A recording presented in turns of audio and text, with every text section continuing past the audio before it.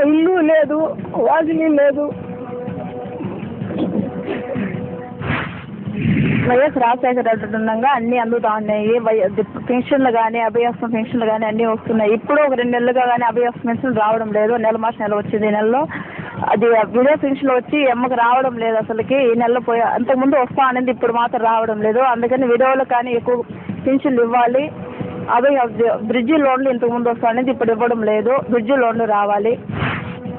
పేద విద్యార్థులు, SC, ST, BC, minority విద్యార్థుల కోసం వచ్చి ఫీజు రియంబర్స్మెంట్ పథకం పెడితే అది వచ్చి వాళ్ళకి వచ్చి కొన్ని నిబంధనలు పెట్టి అది వచ్చి ఎత్తివేయడానికి ప్రభుత్వం చూస్తూ ఉంది. అదేవిధంగా ఈరోజు రాష్ట్రంలోనే 108 దివంగత వైఎస్ రాజశేఖర రెడ్డి గారు ప్రవేశపెట్టిన పథకాన్ని ఈరోజు వచ్చి డీజిల్ లేదనేసి, అదే చిత్తూరు జిల్లాలోనే ఈ కిరణ్ కుమార్ రెడ్డి జిల్లాలోనే డీజిల్ లేకుండా ఈ 108 నిలిచిపోతా ఉందంటే నువ్వు రాష్ట్రానికి ముఖ్యమంత్రి లేదంటే పీలర్కి